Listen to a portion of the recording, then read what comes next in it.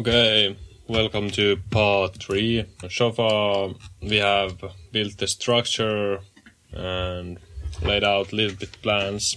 If you haven't seen the last episodes, check them out on my channel. And also let me know in the comments if you like this type of format, which has lots of shorter videos rather than one big video. Yeah, I think I will start planning the build up and the structure a little bit more.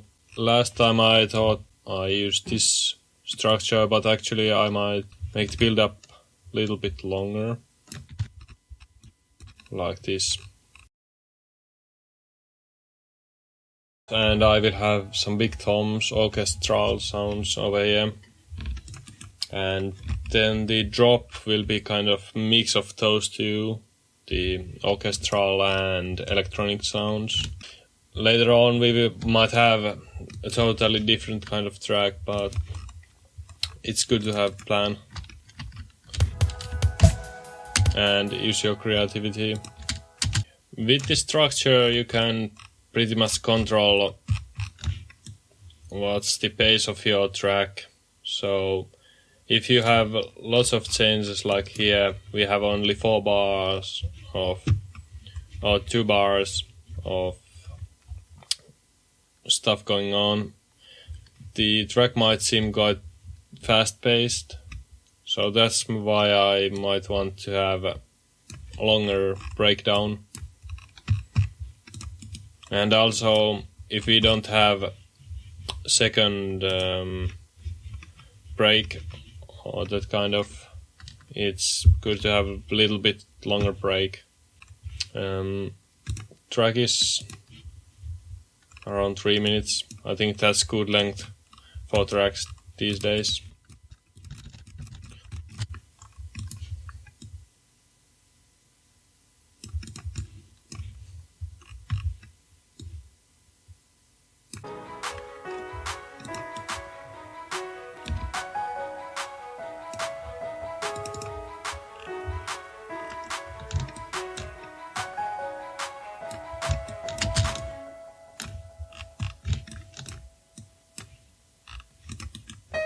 And if you are wondering why I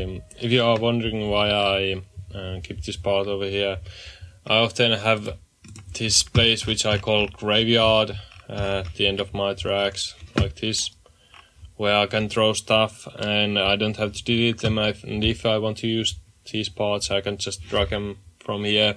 So I have that psychological safety feeling. You know, that if I don't like some parts, I just throw them here and keep going.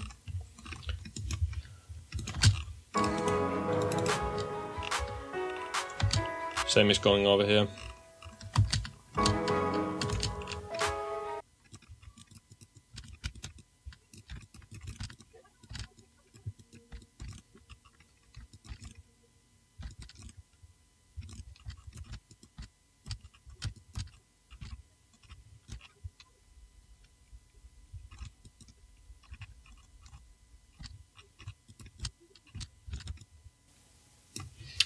And this stuff over here, I kinda thought it like this way, because this is only repeating the same stuff. It doesn't have that rise over here, and this is rising a little bit above, so it has that one note over here, and this part is rising a little bit more, so I have 2 notes.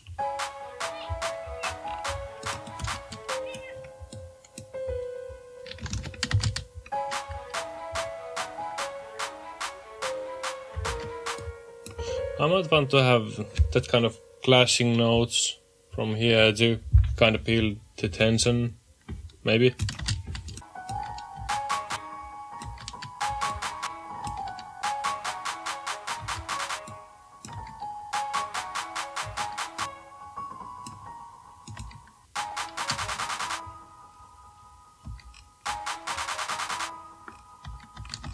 I'm not quite sure about that end, but we will see once the drop is more formed. That's the thing with the music theory.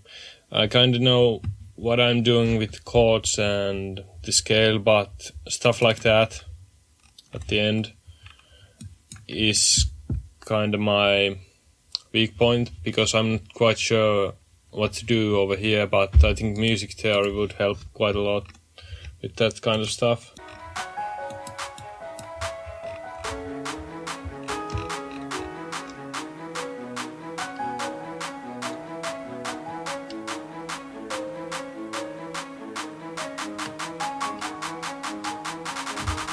The less sounds you have, I think the more powerful the track will be and more defined.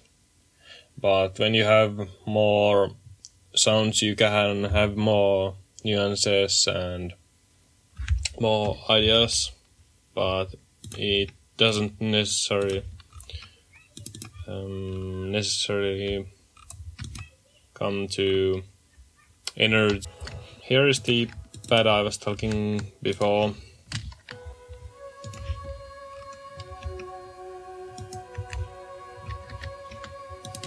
And how do I use this VST?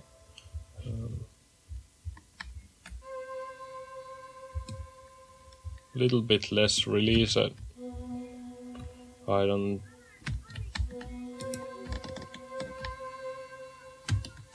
I use my own reverbs. I don't wish to have reverb over here. And even though you don't have this VST, you can use any VST you'd like. This is not my favorite VST. I have used this for 5 minutes. And what I usually do, I use some cool sounds, so VSTs, and then I bounce them in the audio. And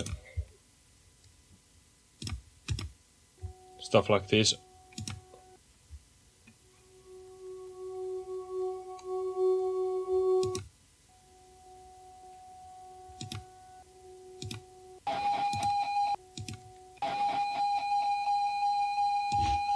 And then I use these sounds, like this feedback loop, which we made by mistake with my friend.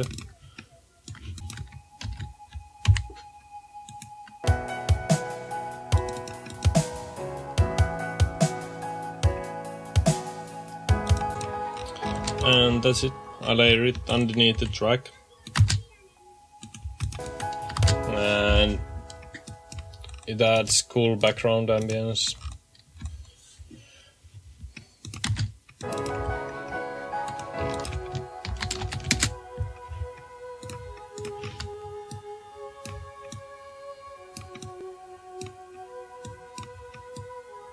I want to have less those metallic sounds. Okay, I think this is it for this episode. I try to edit it to be a little bit shorter, and on the next episode I think we will start working on the drop, and maybe then adding a little bit more sounds over here. We'll see. See you next time.